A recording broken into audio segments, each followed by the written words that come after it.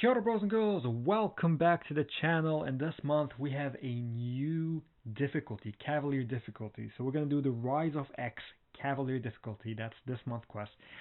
And yeah, we're going to take in a little bit of a team. We're going to have a bit of a look. We're going to change things up a little bit this month. I think we're going to do the Cav difficulties first.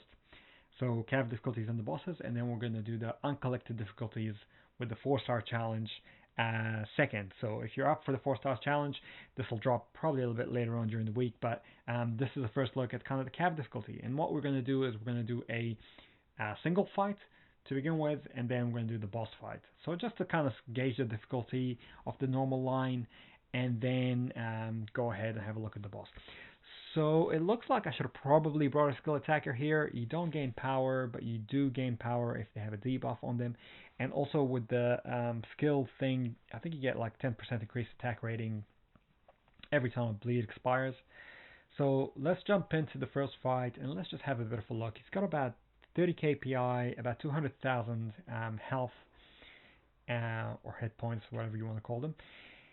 And yeah, so we're gonna go in with Doom. As you can see, not gaining any power, but we will while he's got the shock on him.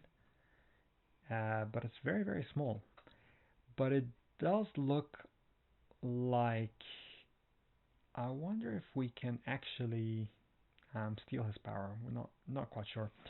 But yeah, as you can see, we're in the fight. We've taken a few parries and blocks here. It hasn't really killed us, so it doesn't look like the attack rating is way too high or overpowered on this.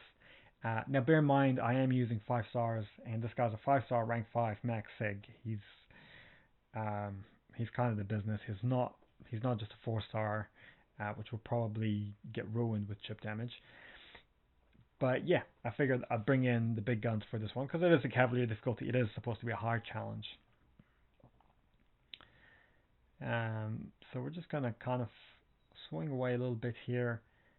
This fight doesn't look too bad. Bear in mind, it is Quest 1 of Act 1, or Chapter 1. So they might get more difficult as we go by. We don't know yet.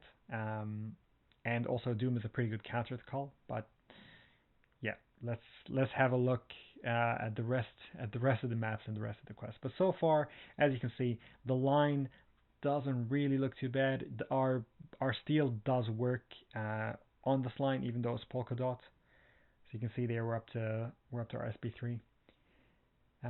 So yeah, this is not too bad, man. I think I can handle these lines. This is okay for an inline fight that's supposed to be a little bit tricky, but not incredibly difficult. You're not supposed to go broke before you even get to the boss. So I think this is kind of a reasonable difficulty so far. And then let's have a look at the boss once we clear this guy.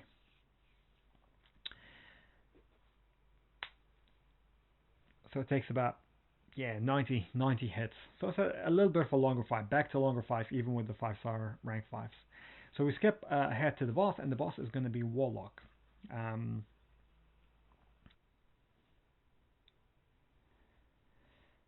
So let's have a look at the nodes. A big part of this is a big part of the reason why I brought Medusa for this fight, because of Warlock. And yeah, so if we look here at the nodes, he's got about 60,000 PI. He's got about 300,000 life, increased attack, increased health, armor up's more effective, shock's more effective, his power drain's more effective. He's got explosive personality as well.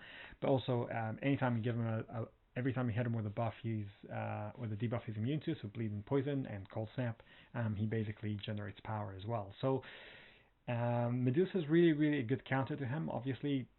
And the idea here is just to armor shatter him straight away and kind of go to town.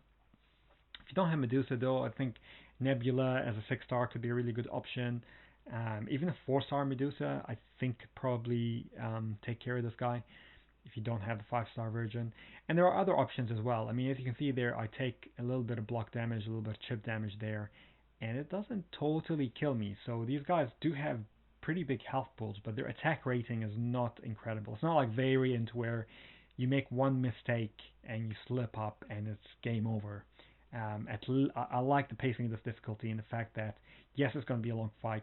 Yes, you're going to have a lot of health pools. Yes, you're going to have to play well. but you don't have to play every single fight perfect from start to finish.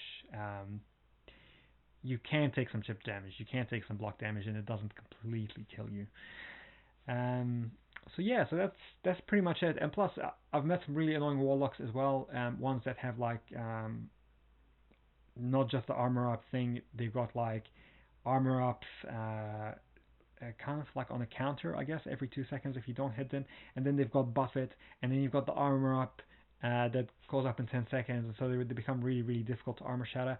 With this one, it's none of that. You just armor break him, you get them to armor shatter, and it's just game over. So if you're hopefully this helps you out if you're struggling with this guy. If you did enjoy the video, do like, subscribe, or leave a comment, and we'll see you back in map 2. Kakitiano, bros and girls.